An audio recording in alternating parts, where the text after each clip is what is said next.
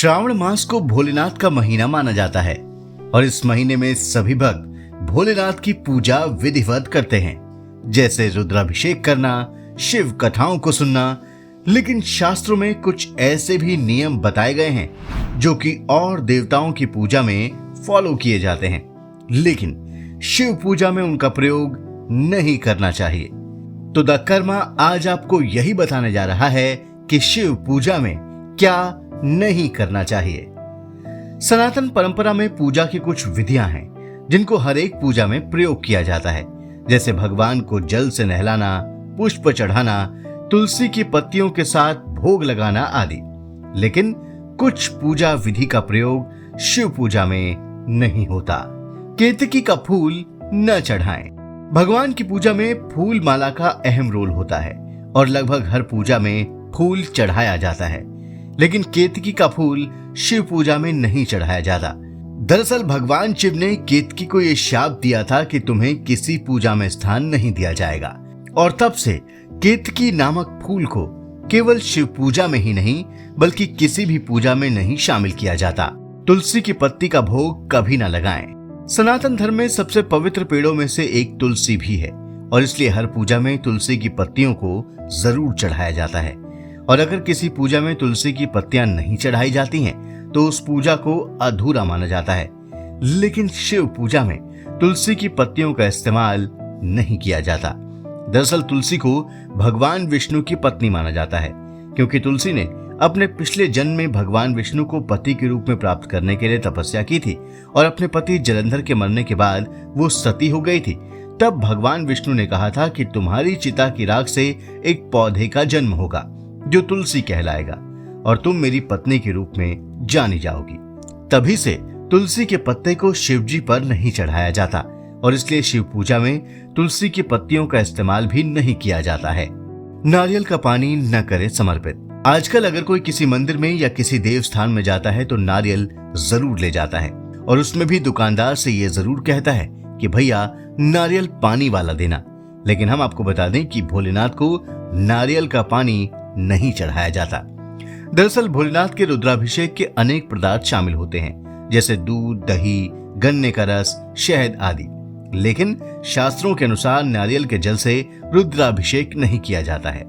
ऐसी मान्यता है कि ऐसा करने से भोलेनाथ की पूजा का कोई फल प्राप्त नहीं होता है।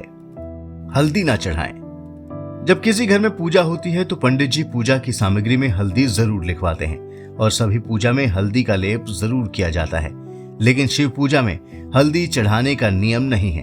भोलेनाथ की पूजा में हल्दी का लेप नहीं किया जाता है और न ही उनको हल्दी का चंदन लगाया जाता है। अर्थात भगवान शिव की पूजा में हल्दी चढ़ाना शुभ नहीं माना जाता। शंख से जल कभी ना चढ़ाना।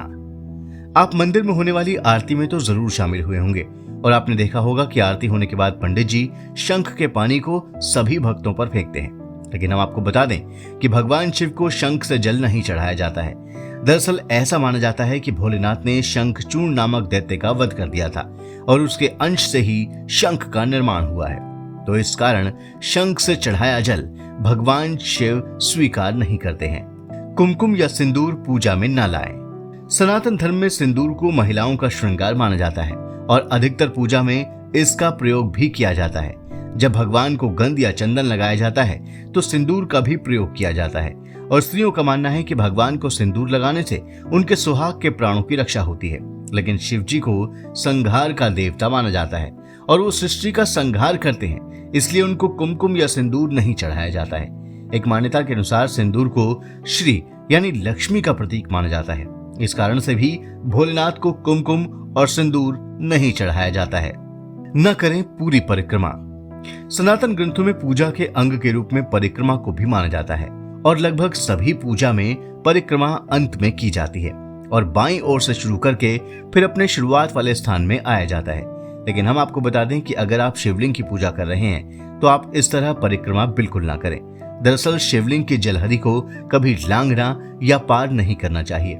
बाईं तरफ से शिवलिंग की परिक्रमा शुरू कर जलहरी के पास दोबारा फिर से वापस आना होता है और तब शिवलिंग की परिक्रमा को पूरी माना जाता है और भोलेनाथ इस परिक्रमा को स्वीकार भी करते हैं। तो ध्यान से, अगर आप कभी शिवलिंग की पूजा करें तो इस प्रकार करें।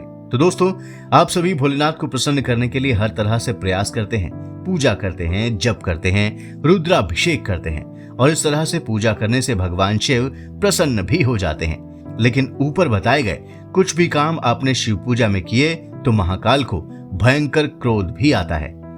दोस्तों, अगर आपको हमारा ये वीडियो पसंद आया हो तो इसे लाइक और शेयर जरूर करें और हमारे चैनल को भी सब्सक्राइब करना न भूलें। धन्यवाद।